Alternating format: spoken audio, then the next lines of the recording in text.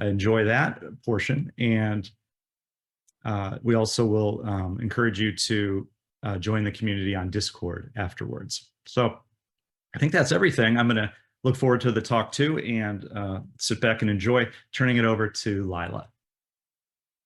Thank you so much, Phil. Come across in my time working in digital accessibility. And these are just the common things that I come across as a digital accessibility professional. So the first one is tight timelines. And this is really, I've lost count of the number of times that I've been told that a team doesn't have the time to make their product accessible. There's simply just not enough time, and therefore they can't do it. Another common challenge is getting engaged too late. So I've observed many teams who want to make a product accessible, deciding to start with an accessibility audit, which is really well intentioned, that they tend to be doing this right before their planned go live. And working with these teams is heartbreaking, as they're really, they've got their heart in the right place, but they're going about accessibility in the least efficient and the least productive way that they could. Another common challenge is around skills gaps. So I get asked a lot about what a good accessible experience looks like, and we get many requests for training materials, and we hear from full stack engineers that they don't have the front-end development skills that they need in order to learn about accessibility. So skills are a real challenge. This next challenge won't surprise many of you at all, and that's the small budget or reduced budget. And I really feel like this relates to the skills challenge. So where teams feel they have those skills gap, they feel like the way to approach that is to build in extra time so that they can create a product as they learn about accessibility, or bring in consultants to fill that skills gap. And obviously that costs money. So lots of people will push back and say, hey, I'd love to, but there's no budget. Deprioritization is another significant challenge. And it's usually an accessibility advocate who will come to me trying to get help to prioritize an accessibility bug that they really want to fix. And they'll share their struggles with getting the bug prioritized amongst the security patches, the new features that their customers want, or other compliance priorities. So getting accessibility issues to be fixed in the context of everything else that people are trying to achieve in a product org is significantly challenging for our teams. And then last but not least is a challenge around siloed teams. So at times we can do so much work on accessibility internally, but when we look at the experience from a customer lens, we actually realize that the experience hasn't improved much at all. And this can be due to siloed teams. So this is when you have many teams working on the same customer journey. And so in order for that journey to become accessible, we actually need to teach many more people about accessibility for there to be a truly positive impact for our customers. So the structure of your organization can also greatly impact their ability to make the product more accessible. Next slide. Thank you. So when reflecting on those challenges that I just shared, I really felt like there were 3 root causes. One of them being skills, the next being incentives, and the third being systems. So I'll talk to those a little bit. So when I talk about skills as a root cause, this really comes from the feeling that when designers, engineers, and our QA practitioners start their careers, they typically haven't learned about accessibility, and accessibility isn't part of their definition of done. And this puts organizations on the back foot as they have to teach accessibility to all of their design, product, and engineering capabilities before they can actually start to build accessible products. So it'll be really great to see accessibility being taught within educational institutions as an integrated part of definition of done, so that when our designers and our product owners, content writers, and engineers come into the workforce, they actually don't feel like they've done their job unless they've delivered something that is accessible. So the next root cause I wanted to talk about was incentives. So creating products is a busy business with many competing priorities. Balancing customer security and compliance needs is no easy feat. So therefore, if leaders are not incentivized positively or negatively to make products accessible, accessibility frequently falls to the bottom of the pile. Organizations that are progressing well with accessibility are incentivizing their leadership to deliver accessible products. So a really good example of this was one of the orgs I worked with. We were struggling with engagement from leadership in relation to accessibility. So we used the Australian Network on Disabilities Access and Inclusion Index score to assess the organisation and its accessibility progress. And what that score has is a public leaderboard of who is doing best in Australia in their access and inclusion scores. And this was an amazing motivator internally within that organisation, because they wanted to be on the top of that list, so visibly and publicly achieving in the accessibility space. And that's a great example of a positive incentive to drive accessibility within an organisation.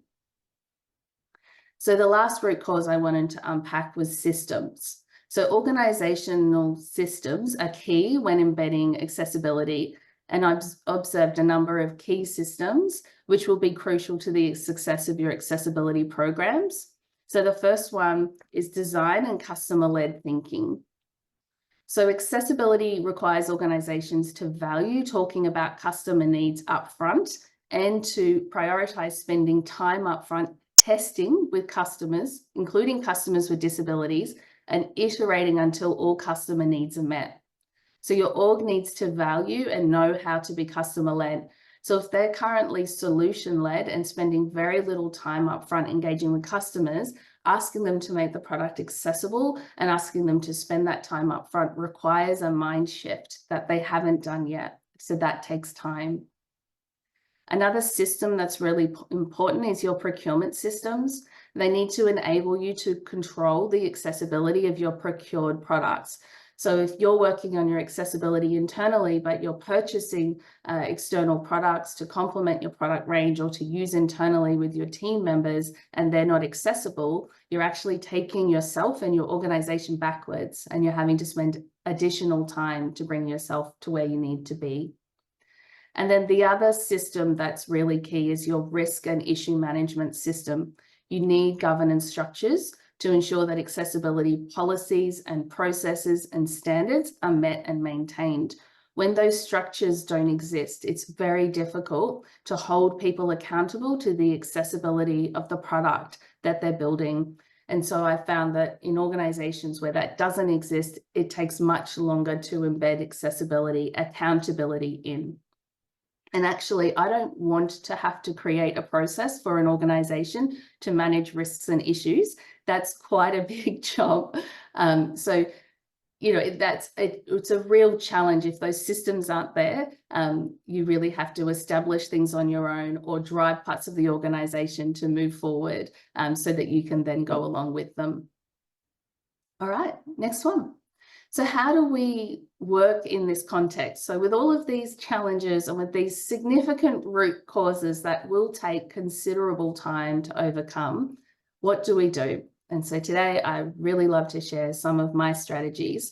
And these are things that I've learned with my teams. This is obviously not something I do on my own. And I'm really grateful to my teams for helping me to learn more in this space each and every day. So my key learnings about knowing when to flex. So number one is that flexibility is key. You can be a sleuth. It's not a top up or a bottom up strategy. It's a delicate balance of both. And it's not using the carrot or using the stick. It's mostly carrot with a touch of stick. And I will unpack all of that now. Next slide, please. So flexibility. Flexibility is key. And when I think about flexibility, what I'm actually talking about is learning. And to learn, you need to be flexible and you need to be ready to fail. So I've created I guess it's a diagram. So I have a text box which says test and learn, and then an arrow coming out of that text box which says get ready to fail. And then I have a second text box which says retro often, and an arrow coming out of that which says listen, listen, and listen again. So it's really important to be ready to learn and to take action based from your learnings. But why do you need to get ready to fail? So the reason I feel like you need to get ready to fail is because organizations, like humans, are unique. And what worked in one organization won't necessarily work in another.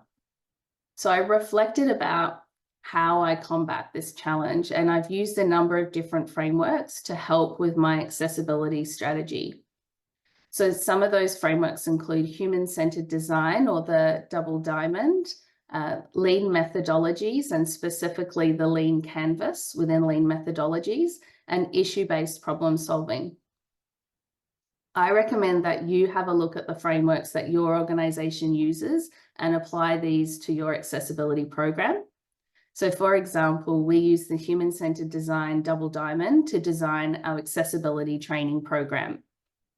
We started with discovery to understand with how our teams like to train rather than leading with a training solution.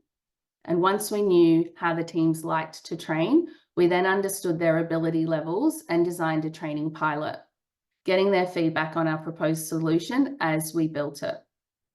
After the pilot, we completed a retro, and we then updated the program, and we continue to refine and pilot until we get it right. Our program today is dramatically different to what it was when we started. And if you'd asked me at the beginning what I thought the training program would look like, I would not have described where we are today and where we're heading. We're actually about to kick off a whole new discovery piece to refine it even further. So I guess the key outcome is get ready to be flexible and get ready to learn. Next slide. So my next strategy was one that I found hard to learn because I'm a little bit of a rule follower. So it took me a while to get this one. But essentially, you don't always have to follow the rules. Sometimes you can be a sleuth. And so I've created a diagram here which has the product development life cycle. So it's got a series of boxes with the labels understand, define, develop, test, and deliver. And then there's a red dotted line around develop, test, and deliver, and an arrow pointing to that red dotted line saying the pushback zone. And what I've observed is when you start getting pushback, it can be really easy to feel overwhelmed and to feel like you need everybody on board with digital accessibility before you can start. And then you can start creating these really big change management strategies, and you feel like accessibility is a long way away. But that's not the case. You can actually start really, really small. You can start with just a single designer or a single content writer or a single engineer or a single tester that is also passionate about accessibility, and then work with them on improving their knowledge in the accessibility space. Once they start making their designs and their builds accessible, the product will start to be more accessible. And all of this can happen whilst your product owner or your tester or the ones that are pushing back are absolutely none the wiser. Hence, you can be a sleuth. So you can do small things whilst you set up your stakeholder buy-in and accountability. So whilst you work on the skills gap, whilst you work on the internal systems that stand in your way, you can actually improve the accessibility of your product with the people that are already advocates and want to do more in this space. The greatest thing about doing small things is that you actually build that group of advocates who don't feel like accessibility is hard. So accessibility then has a positive connotation. So people are talking about the enjoyment of making a product accessible or how easy it was to make a product accessible, rather than the often negative feedback that comes for accessibility when you're at the reactive stage. So when you're doing auditing and you're remediating bugs. So this is very much a proactive approach to accessibility for building accessible products. So next I'm going to talk about balance. Next slide, please. So balance is about thinking about your strategies and making sure that you're not doing too much of one thing over the other. So I've had a go at another diagram here. So this one has a smaller triangle, which is pointing down, and that's labeled policies, risks, and OKRs. And these are top-down strategies. And then there's a larger triangle, which is pointing up, which says support, train, and reward. And they're examples of bottom-up strategies. And then between the two, you have the teams doing the work. So the teams doing the work are impacted by the top-down strategies that you use and the bottom-up strategies that you're using. So I know I just told you that you can be a sleuth, but there's actually an expiry date for this bottom-up technique. Because if you focus on only bottom-up techniques, your teams will eventually get blocked by leadership. And I had a business analyst come to me once quite upset because I was questioning them about how they were going with digital accessibility. And she said, you don't understand the pushback that I'm getting. I am trying, I've taken your materials, I've upskilled myself, I'm getting everything ready, but the leadership in the team do not understand and they won't prioritize it. And that's an example of too much bottom up and not enough top down. So if you focus on only bottom up techniques, your teams will get blocked by leadership. And if you focus on only top down, your teams won't have the skills required to deliver the ask. So you need to use both techniques. Just back to the slide, please. So when you're using both techniques, your team will hold the clues to give you an idea of when you're out of balance. So if engagement is low, you've got lots of accessibility bugs that are not getting fixed, and you're finding that your advocates are demotivated, then you need more top-down strategies. So think about raising some accessibility risks or linking accessibility to your company objectives and key results.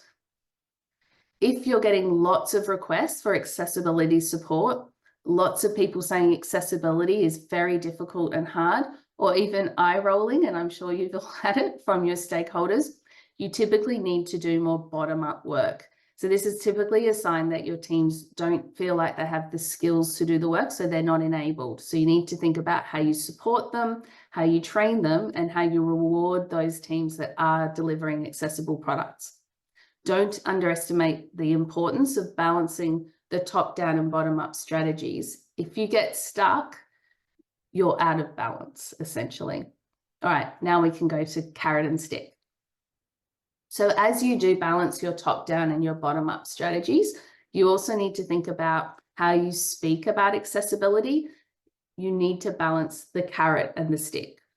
So the carrot is the human-first approach. This is sharing user stories, sharing customer feedback, and celebrating teams that are doing accessibility well. Essentially, it's humanizing accessibility. The stick is all about threatening legal action, raising risks, and punishing teams that are not doing accessibility.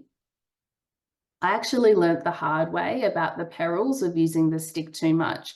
When I first started working in accessibility, because the organization I was working with had been sued, I very much led with that narrative, and I spoke about the legal implications of not making the product accessible. And what happened is actually people just assumed that I didn't understand the business. They thought I was stupid. They felt like I had a complete disconnect between their world and my world.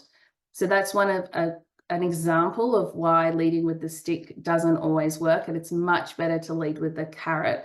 And also I'll talk a little bit later to organizational context, which is key. So the stick can be used, but use it sparingly. So when you raise risks, only raise the most critical risks and make sure that the team can realistically mitigate the risks. Raising risks is okay. It's a tool you will need to use. Just use it sparingly and be very considered. As a rule, default to the carrot. If you're doing enough top-down strategic work, then the carrot should be really effective. I will note that some leadership teams respond better to stick, and this is simply because they're used to managing risks and weighing up priorities. They might need the stick to make the best decision about which risk to manage first. So for example, they might have an accessibility risk and a security risk. And so they actually need to understand the legal implications of both in order to make the right call. Okay, next slide.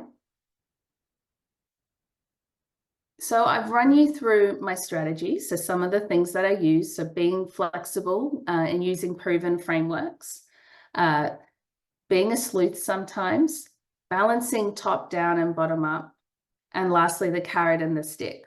But how do you know when to flex or how far to flex? What guides you, I guess, in knowing which strategies to use when? So that's the next thing that I'm going to talk to. So understanding how to flex. I was reflecting on how I decided when to push and when to step back a bit or pivot with my strategies. And this is the bit where I feel like I'm a bit of a politician. And I've boiled it down to 3 things. So I created a diagram. It's a Venn diagram. So we've got a circle which says understand your customers, a circle which says understand your advocates, and a circle which says understand your business model. And those circles overlap to indicate that the sweet spot is the strategy that helps to address all of these 3 areas. So first of all, understanding our customers. It's really important to understand what your customers need the most. And you might think that it's a fully accessible product. And yes, it is that in the long term. But in the short term, it could actually be something totally different, like an email address for them to send their questions to. Understand what delivers the most value to your customers at this point of time for them and relevant to them. At the same time, you also need to understand the business model that you're operating within. So what drives action within your organization? You need to listen. Is it objectives and key results? Is it key performance indicators? Is it the current business strategy? Which tools and systems are actually used and followed? How do you get accessibility into those? You want to pair accessibility into the processes and the frameworks that are successful within your organization. And you must remember that timing is key in a corporate context. If your house isn't on fire and others are, you need to step back for a little bit. Leadership and teams will not be able to listen when they're attending to another really big issue. So it's about finding the right time to insert in the accessibility work and coupling it in with processes and programs that work within the culture of your organization. And then lastly, you need to think about the needs of your advocates. After all, it's the purpose of most accessibility teams to make themselves redundant. So the needs of our advocates are extremely important because they're the people that are going to continue accessibility forward. So you must think about, how do they like to learn? How do they like to be supported? What type of materials work the best for them? Accessibility is strategic. You must be pragmatic, and empathy is key. And lastly, learn how to work the system. Thank you.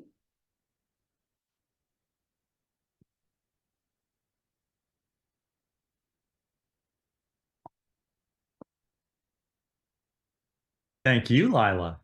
Outstanding. Outstanding. What time do we have? 1:30 almost. So lots of opportunity for more discussion, which is really, I think, what makes this XCon really special. So appreciate that. So what I'll do is go through, I'm going to just give you a few comments and read a few comments, get us started, and then we'll move into some questions, okay? And just from my personal point of view, I just wanted to say how much I appreciated, it took a lot of notes. So maybe I'll save that for the end. So Laila, Nikki said, I'd love to see accessibility taught in schools from the very beginning. We already teach children to read books and digital content. Why not teach them about screen readers so they understand things like the need for alt text really young?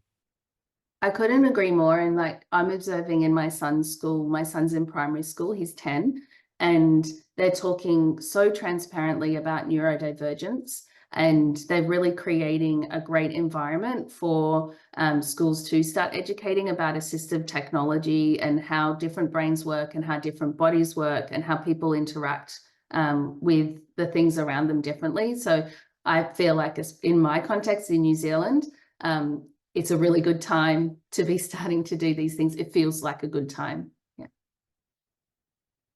Thank you. Another comment from later in the talk, you'll recognize when. Yikes, I hear both sets of complaints. So I guess we need more both top down and bottom up. Yeah, absolutely. And this is where I work with my team. You know how I said it's all about my team. This accessibility is a team sport. And so I'll often go to the team and say, hey, I think I need to do a little bit of this. And then they'll come in with another perspective and be like, oh, actually, I've been talking to the engineers and I think it's a little bit more of this. And then we'll come to a decision together on the best way to move forward. But you're right, it is often a little bit of both. So with some stakeholders, you might be doing top down, and others you might still be doing bottom up. Yeah. Okay. Thank you. This one appears to have the most upvotes on the Q&A side, and that's from Sarah. How do you respond to the argument there's not enough profit in accessibility and requests for proof of users that need it? Yeah, look, the request for proof that users that need it, it's hard not to get offended when you've been in the accessibility space.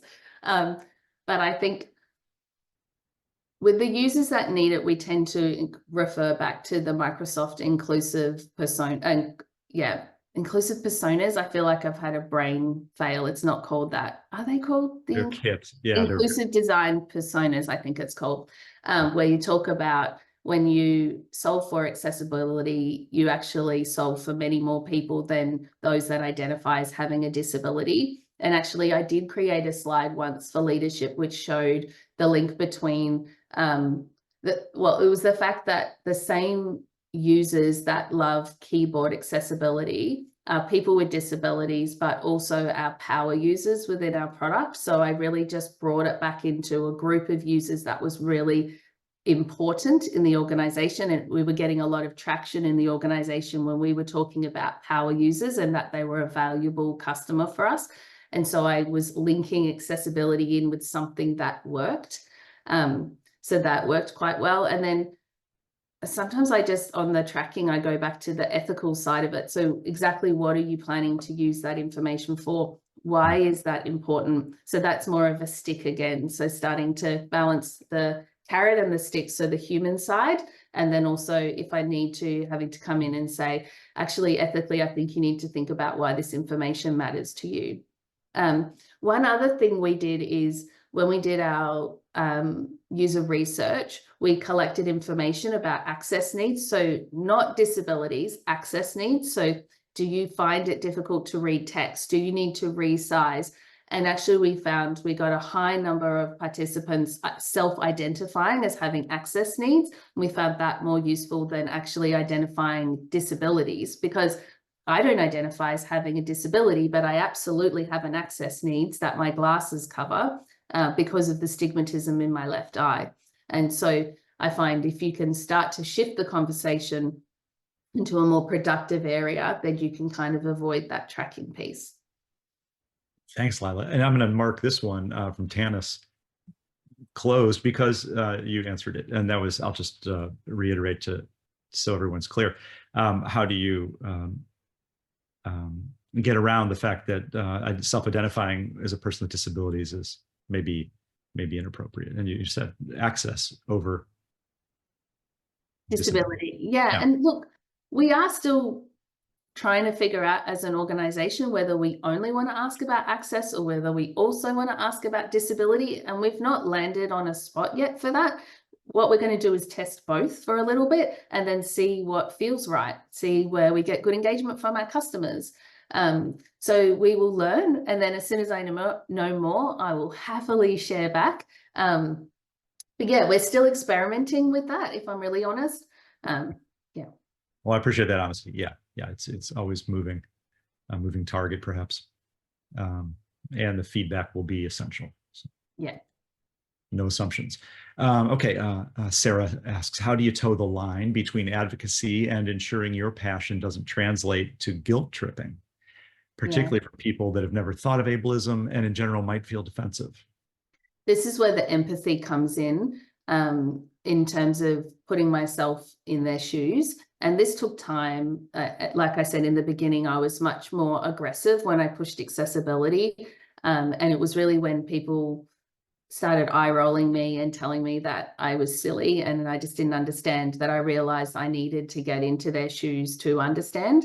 And so it's about getting really close to what their needs are and what their context is, and then being creative with the way that you approach accessibility with them. So saying, okay, you know, I understand at the moment there's a lot of compliance pressure for you, and the number one objective set by your leadership is to address the compliance issue. You know, that sounds like a lot going on for you right now. Let's talk about accessibility and the benefits of doing accessibility proactively versus leaving it to the end. So if you do it proactively, then you create an accessible product, and it might take you a little bit longer initially. But the cost and the amount of time you're going to need if you leave it at the end and you have to rebuild the entire UI is, you know, that's significantly more effort. But let's look at it in the context of this compliance piece. Maybe that is the way it has to be this time, because you truly have to put everything in compliance. So what are the quick wins from an accessibility perspective? What are the things that are low complexity that the team could address in their downtime when they've maybe got a jog day? For those that don't work in tech, a jog day is a day where teams get to work on whatever they like, and it's quite common. And so maybe accessibility could be used on a jog day. Maybe it could be used for a theme for a hackathon. So trying those techniques, or thinking about, does your product have a mobile version as well as a web version? Could we prioritize one of those first? Could we first address the mobile experience? Because in web right now, you really need to do this compliance bit. So it's about being empathetic to where they're coming from and being willing to be creative with them. And then I find they're like, oh, okay, no, they're trying to help. Like, this is not just another person banging their fists on the table. This is actually someone that wants to listen to me, understand where I'm coming from, and to try to help me. Awesome. Thanks, Laila. I'm going to keep going because we still have several on the board here. Diane asked, not a question, just friendly advice for the group. You can comment. When including accessibility in your procurement, make sure your contract includes that. If there's an issue found, the fix should be done by the vendor at their cost. Yeah, absolutely. Well to that. Yeah, and I think timeframes are really key, and like that's something that I used to support procurement and sit with their meetings with vendors to talk about accessibility, because a lot of vendors didn't know what WCAG was or why it was important. So we had to educate them. And one of the things I like to do is understand, well, how frequently do they release? Because some organizations are not releasing every fortnight. They're actually releasing twice a year.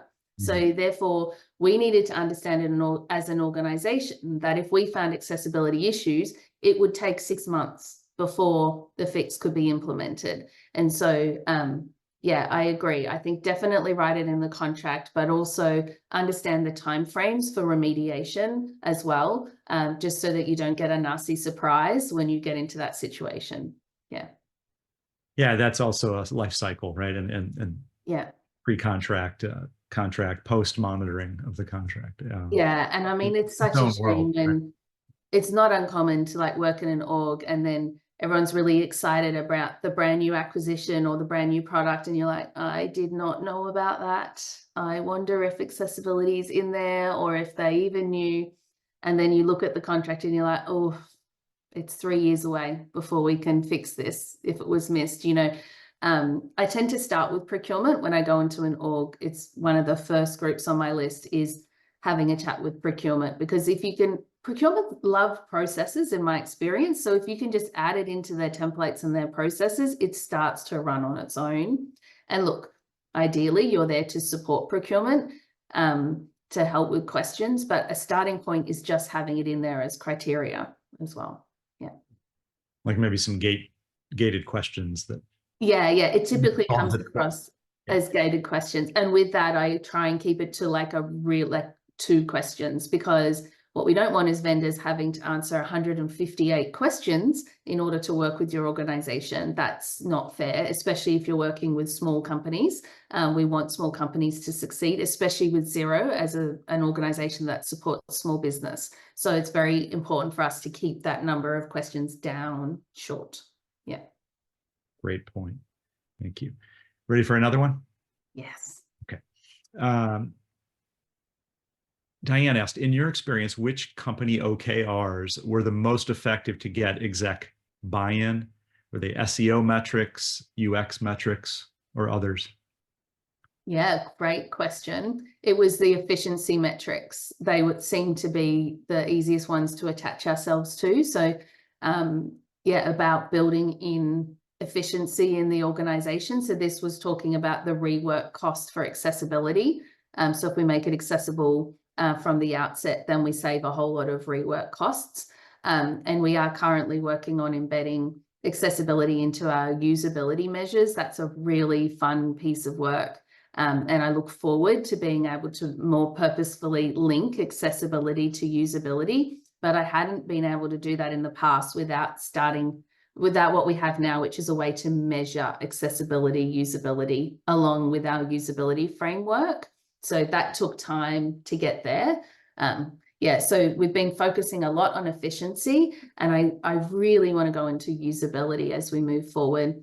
Xero is a global organization, so another helpful thing I had was if we have objectives to do well in particular markets, then I can attach into that market. So say, if you want to be successful in this market, this is their accessibility landscape. This is the legal landscape for them. So therefore, we need to look at the accessibility of our product. If you want to be successful in that market, you also need to be accessible. So that was a very Xero specific thing that worked quite well for me. Terrific. Thank you. Let me mark that one closed. And our next highest is from Allison. Is there a US equivalent of the public leaderboard you mentioned as an incentive? I'm not familiar with the public leaderboard. Is this a leaderboard with companies that are doing accessibility really well? Well, the one you mentioned, she's referring to the one you talked about. Yeah. Is there a US equivalent? Or I don't know, because I don't live in the US. I'm sorry. I'm trying to learn more about the US. So I'm sorry. Do you know, Phil? I don't, but I think our maybe our crowdsourcing will Yeah. find the answer. Yeah. I mean, I did work with an organization who did a global access and inclusion index for me, but they didn't have a leaderboard. So they were able to service me as a global organization rather than just that other one, which was Australia only. But yeah, no leaderboard. Oh, no, isn't there the top? I don't know. I'm going to stop talking. Let's see what someone else comes up I have with. something in mind that I'm not going to, it's not 100% clear, so I'm not going to start talking about that, but I have some sense of a site I've seen. Yeah. Mel followed up with, he would be curious if there's an international version of the leaderboard. Working at a multinational company, it would be to know a scale. So scoring in general, something to look into is what I think the big takeaway. Yeah. You called it an incentive for the leadership. Yes. And I'm not going to get the name right, but there is like there's something 500, and it's companies that commit to accessibility and working together on accessibility. Yeah, I'll have to come back. We'll have to find that and I'll come back to you. I know who will know, so I just need to ask her when she wakes up. She's in Australia, so she won't be awake yet. Yeah. And Deanna commented, thank you, Deanna. I was referring to disability in. Okay. One thing to look into. Great. Yeah, thank you. I appreciate that. Me too. Ready? Okay. What actions do you find most effective for shifting corporate culture towards accessibility and inclusion? I feel like it's kind of the whole talk, but what action most effective? It's going with the systems that are already there. It's just it's putting it into something that's already working. Like,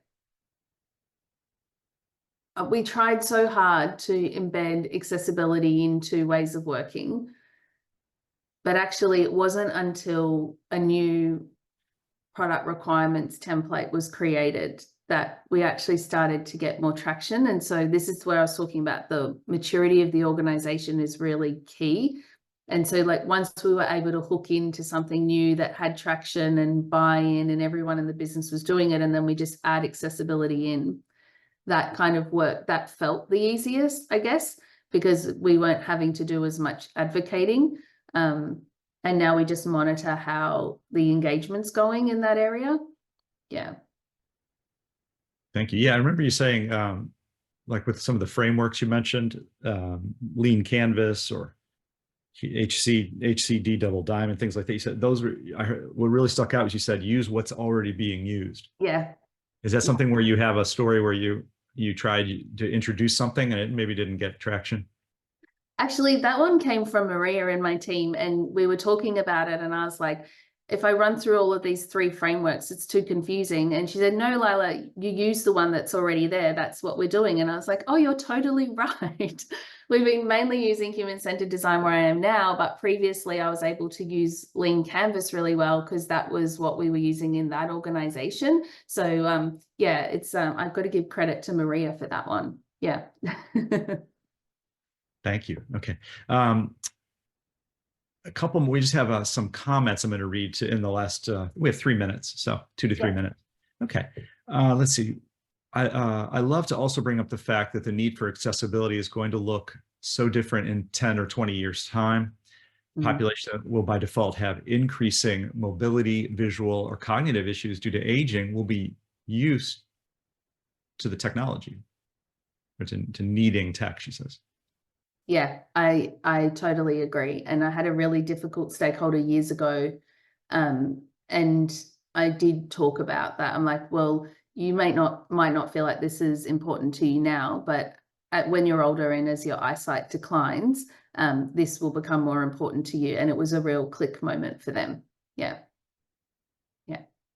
Yeah, anyone who, I remember using that line in some trainings. Well, I had it ready. It's not something I really want to use, but it's like if someone's really resistant, just ask them if they think they'll be using a tablet when they're 60 or, or whatever is current. Yeah, exactly. And of course. I think a lot of people that work in accessibility have had an experience where, or they know somebody that has been in an accident or something's changed for them and they now live with a disability. And it's often that when they go from being able to access everything to then suddenly having to learn how to do it all with assistive tech, that you go, oh my goodness, I didn't know. I had no idea. And so that tends to help people get in. Yeah. And that might explain, yeah, a lot of people working in the field now. Yeah, yeah. Well. Yeah, it's common when I interview people, they'll say, oh, my cousin was in an accident and he's now quadriplegic. And as I observed that, and it's much like my own story, my brother's schizophrenic and I observed him trying to work with technology and I understood, oh, there's a problem here, right? Yeah. Thank you. I'm going to just see if I can get one more in. Or let me do this. I want to thank everyone for all of the great, we did have, I want to apologize for some slide quality concerns at the beginning that dominated the discussion, but just for a few minutes, and we got to focus on your talk. So that will be cleared up with in the on-demand version. No worries there. And the slide deck is available for download. Do you have any final thoughts you want to leave us with that you may not have gotten to say? I think I'm just so grateful for the opportunity to talk at AxCon and to have this discussion. I love that it is a discussion. There's so much for all of us to learn and for me to continue learning. When I first created this presentation, it was totally different stories. So we all evolve and we all learn more each and every day. So thank you. And I look forward to reading all the comments and getting your feedback. Thank you. Great. Well, we appreciate you and everyone, and hope you've enjoyed AxCon. We'll see you next year and keep the conversation going. Thanks.